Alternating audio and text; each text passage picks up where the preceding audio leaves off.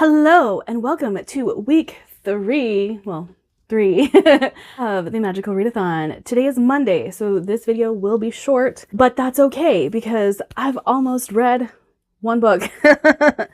If you guys watched the previous vlog, you will know that I was super pumped to pick up Check and Mate by Ali Hazelwood. Also, if you guys know, YA hasn't been really working out for me too much lately, so I was a little hesitant to pick this up, even though it's Ali. It's adult readers who do read some YA. We have concerns going into YA.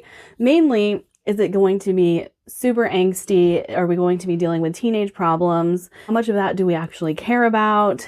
The relationship's gonna be believable? You know, things like that. Are we dealing with insta-love? There's a plethora of things that we adult readers worry about going into YA. I'm sorry if this video keeps jumping. My nose is itching like crazy. My allergies were bad a couple days ago, but my nose hasn't quite calmed down yet. I'm here to tell you that Check and Mate is awesome. Now, I'm almost finished with the book. I didn't really have an update for you guys because I sat down this morning to listen to it because I have it on audio, and I've just been sitting listening to it. I lost track of time, which has a tendency to happen with a lot of Ali books. I just get sucked into the world and lose all sense of everything. It's definitely prevalent in Check and Mate. This book is really good, really cute, heartwarming. There is a lot of emotional depth in this book, which is something I have actually been missing from her adult books recently. So I'm giving her kudos here. But guys, I think this is going to be a 5-star. Now, is my rating of Check and Mate kind of weighted in its favor for it being YA and being this good? Probably. Do I like it as much as The Love Hypothesis? Probably not, but I still think that it is excellent. So I don't see why I shouldn't give it 5 stars. Just absolutely fantastic. And it is definitely the brain break that I needed because Buffalo Hunter x Hunter was pretty heavy and took a lot of brain power, and I didn't want to jump into the Radiant King right on the heels of reading that. I figured my brain was like, okay, the overload, like it would just be like, no, we don't want this. I do have somewhat of a plan for the rest of the month. I don't want to quite reveal that because you know me, I'm still a mood reader.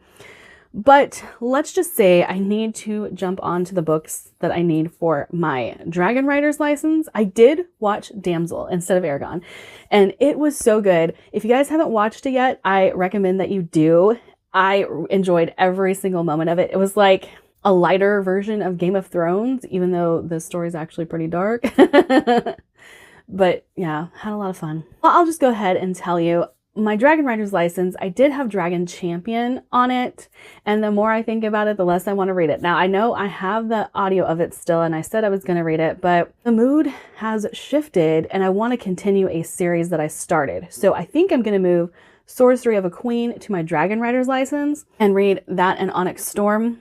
I have been putting off Onyx Storm, I'll admit that. That way I can continue a series that I've already started. I could pick another dragon book if I wanted to, but I don't have to because that was sitting on my list for extra classes. Kind of where I am right now. Check and Mate is going great. I will let you guys know what my official rating is once I finish it. But right now it's 5 stars. I'm absolutely loving it. And I'm not entirely sure which prompt I picked Check and Mate for, so I will have to look at my notes to figure that out. But if I remember correctly, it's Alchemy, all capitals, book title, maybe? I'll have to look at it. Or rewatch my video and then get back to you. I'm having a great time. My reads this year have just been so good. And someone did make a comment on my Discord, which it was Andrew. I'm calling him out. He said, Wonder of Wonders, you're liking books because you're going for your buzzwords. Reading books you actually want to read. All right, I'll check in with you guys later.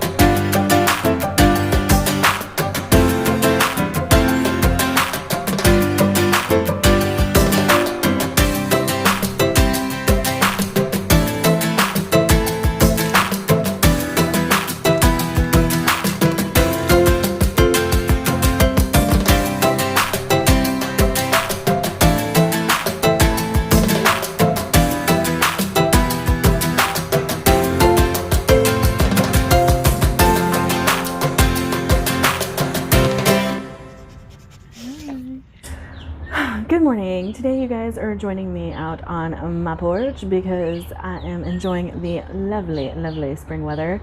The birds are going ballistic. I don't know if you can hear them. There are so many birds. We actually had a brick of cardinal food because we've had cardinals and blue jays and all kinds of birds, and it rained and I think it scattered everywhere in my yard, and so the birds have been coming strong. But I wanted to check in with you guys. Yes, I'm wearing my hoodie to hide my hair. Anyway, check-in mate, I have finished. I really loved it. I gave it 5 stars. Like I said before, it's probably a weighted rating because I am not loving YA like I used to, but I loved check-in mate. And I do think Allie Hazelwood just has a way of writing that I connect to, and so I do think all of her books are just going to remain very high in my opinion, and I'm so excited for the follow-up to Bride. I forgot we were going to get more, and so whenever I saw that there was a new one, I was pumped. I was very pumped. And I have started The Radiant King. Look at that. I'm really enjoying this, guys. I'm really enjoying this. So I have very specific things I like in fantasy. Religion is one of them. And I think I like seeing religion torn apart, which doesn't make sense for me, but you know, it is what it is.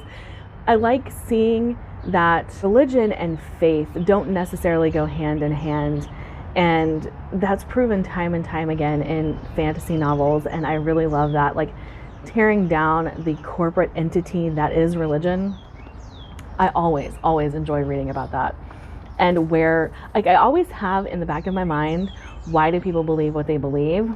And in a lot of fantasy, you know, you get to figure out that these religions were made up, these religions have no basis in reality, and people glom onto them anyways because they just want something to believe. I really like that aspect, especially when it's explored in fantasy. And I am really enjoying the perspectives in this because it talks about 6 immortal siblings. We have met 4 of the siblings so far. The other 2 have been alluded to and talked about, but I'm enjoying how very different the personalities are for each of these siblings. And them being immortal beings, sometimes, you know, the personalities would overlap. I've seen this very recently in Veilguard when you get to the Evanurus. The personalities between the 2 gods are just, they just agree on everything. And they follow each other's advice, and there's not a lot to it. And so I do like that all of these different characters have their own voice, and I am very excited to see where this goes. This has gripped me from page 1. I just want to say I have absolutely loved it, and I did the first line challenge with this one, and it would have definitely won. If you guys saw that, sorry, I'm shaking. I'm on a swing, so but I did the first line challenge with this, and if you guys saw that, it was very creepy and disturbing, and it has not really let up on that front. So I'm enjoying it a lot. I do think that this is probably going to be one of my favorite books of the year so far. That's where it's headed. I do think this is going to be a 5-star, which this will be the first 5-star I will have given David Dalglish, but I'm very excited. I will check in with you guys a little later.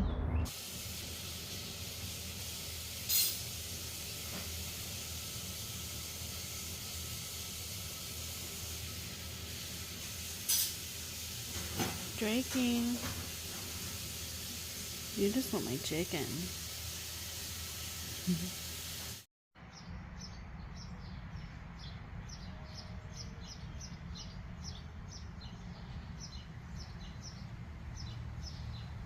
All right, hello, good morning. Today you're going to be doing like a little bit of a get ready with me.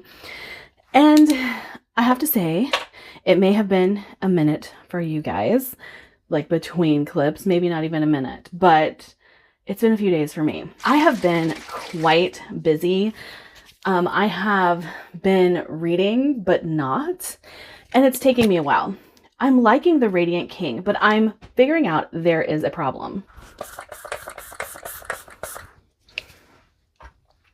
So part of my problem is that I love David Dalglish's synopses, and I love them more than I love the books. That's not to say that the book is bad, but I have figured out the problem. I am a plot-driven reader, and David Dalglish does not do plot well. I'm not saying that his books don't have plot. I am saying that this book, while it follows siblings and we know where we're headed, it relies too heavily on the fact that we know the end goal.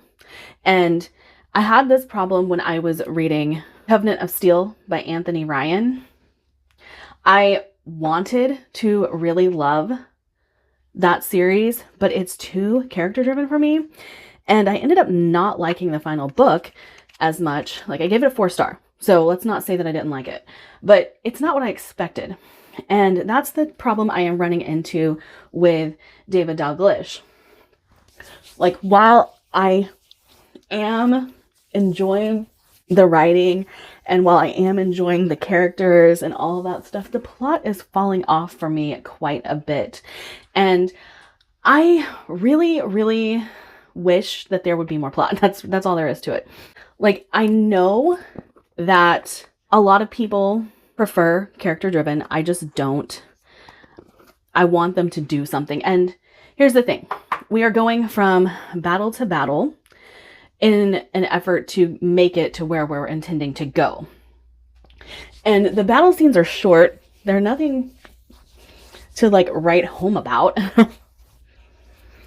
And then we go back to our characters. And like I said, I know that works for a lot of people. It just does not work for me. And To Sleep in a Sea of Stars, it is written kind of the same way. And I love Mass Effect. So we have battles and then we have character, and then we have battles and then we have character. And that seems like a very well-balanced way to write a story. But it's not in this case because the battles aren't really progressing the story. And so I feel like we're just reading battle scene after battle scene after battle scene, character. Battle scene after battle scene after battle scene, character. And To Sleep in a Sea of Stars, I liked that because whenever we were in battle, we were progressing the story. We were progressing the plot. The only plot here is that we are going after the brother who broke this vow. And he says time and time again that he is not one of the ones who made this vow. And so he doesn't believe he has to live up to it, and he's on the hunt for something else. And he thinks that his brothers and sisters should align with him. And some of them are leaning his way, but not necessarily on board with what he's doing. And some of them are like, nah, bruh, quit. So I don't know. I'm right now it's 4 stars, which David Dalglish seems to be a 4-star author for me. And I'm not mad about that fact. I'm just frustrated with the fact that every time I hear a synopsis of David Dalglish, my brain goes 5 stars, 5 stars, 5 stars, 5 stars, 5 stars. And I think I need to get that out of my head. Otherwise, his books are just going to start being disappointing for me instead of something that I enjoy. Now, the reason it has taken me a couple of days to get here is because, not because the book is bad. Like I said, I'm enjoying it. It's disappointing to me because I was anticipating a 5-star. But I did have 2 days where a massive migraine tried to overtake my life. I say migraine, it was not a migraine. It was a really, really bad headache. And I couldn't get past it, so I ended up not reading at all. And that really sucks because I was hoping to blow this readathon out of the water, but I'm also not letting myself stress about it. Now, today I am going to be recording a couple of videos, which is why I'm doing a get ready with me at this point, because I have so much to do and recording videos is part of it. And oh, the other thing was my toilet totally broke. And so we had to spend quite a bit of time trying to replace the one that we have. And let me tell you, it's easy, but it's not. And so we had some issues with that, and it took longer than expected. And then my husband got really sore, so I ended up having to like massage him, help him get over the soreness and everything like that. And my husband's schedule has changed, which we've talked about a little bit, but it's making it where he's home more often and harder for me to read and just sit down and devote hours upon hours to a book. And that could also be part of where my disappointment with this book is coming from. I'm not being able to sit down and just enjoy it all in one go. And also, my Discord, they're going to be excited about this. I got my Ipsy in the mail, and I used to be a beauty influencer. I don't know if you guys know this, but I did. And so I'm going to be trying out the new products that I got today. I didn't get them today. I'm just trying them out today. But that's kind of all I have for you right now.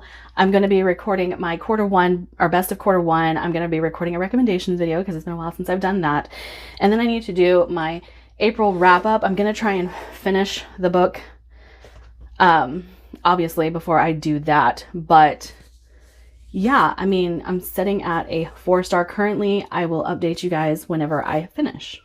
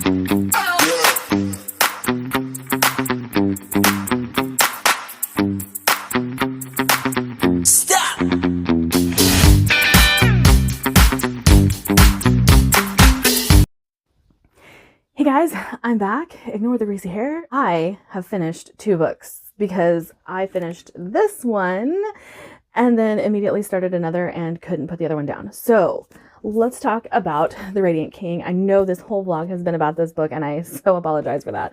It's taken me a while. It has taken me a while. I really thought that this had some plotting issues. I really thought that this had some pacing issues. I had a few problems with this one. However, in the end, I did end up really enjoying it and I gave it 4 stars. I don't have anything really to add to what I've said before, other than maybe this one has a very late jump in time where we go to see what has happened previously, what got us to this point with one of our characters. It was okay. I don't like flashbacks. I'm not a big fan of dual timeline or anything like that. And so when it happened, it was very jarring. But again, in the end, I ended up really enjoying it and gave it 4 stars. So I do think I'm going to continue with the series. I need to read the last book of the Vagrant Gods, though, so that I don't have two David Dalglish going at the same time. But then I just got in the mood for some fun romantasy. And there was one I have been hearing people talk about quite often, and the way they were talking about it with the banter and the relationships and trials, all these things that I absolutely love. I had to pick it up. And that would be The Games Gods Play by Abigail Owen. And oh my gosh, when I say I couldn't put this book down, I stayed up till 4 a.m. reading this book because I didn't want to put it down. I kept doing the whole one more chapter, one more chapter, one more chapter. And let me tell you, I love this. Now, this is a quite modern telling of a competition that goes on every 100 years with the gods to crown a new king of the gods. And this year, Hades is participating. And this is kind of unheard of, obviously, because Hades is the king of the underworld and they don't want him ruling Olympus and the underworld. And so he chooses his champion and things go from there. But the banter is fantastic. I really love the banter in this one. I really loved the relationship between Hades and our main character, and I thought that they were absolutely adorable. I liked Hades in this book. I have a tendency to like Hades in most iterations of romantasy. He is kind of the dark horse of romantasy, I guess, but I absolutely loved it. I gave this 4.5 stars, and let me tell you why. So I was thinking, oh, this is totally 5 stars. I totally love this. But I'm like, but Heartless Hunter is 5 stars, and I don't think it's quite there. So I'm sorry to Abigail Owen. I compared your book to one of my favorite books, and I loved it, but it wasn't there. So I gave it 4.5 stars, but I really, really enjoyed it, and I highly recommend it. I haven't quite decided what my final book of the readathon will be, but I will let you guys know in my next update. All right, here is where I have to come in and say I'm going to end this vlog here because I did start another book, but I didn't finish it in time. I thought I was going to finish it in a day, and I did not. And since I want to get a good jump on my May the Force Read With You vlogs, start that today, I really just want to end this here. I'll probably finish the book that I started, but I might put it off while I work on my May the Force Read With You readathon, because I have a lot to read, a lot to read. So we had Check and Mate, which was a 5-star. We had The Radiant King, which was 4 stars. We had The Games Gods Play, which was 4.5 stars. And I'm reading a book and a favorite series of mine currently. I feel like my reading this year has just been top notch. And like I said before, going for my own buzzwords instead of listening to the masses has done a lot for my reading.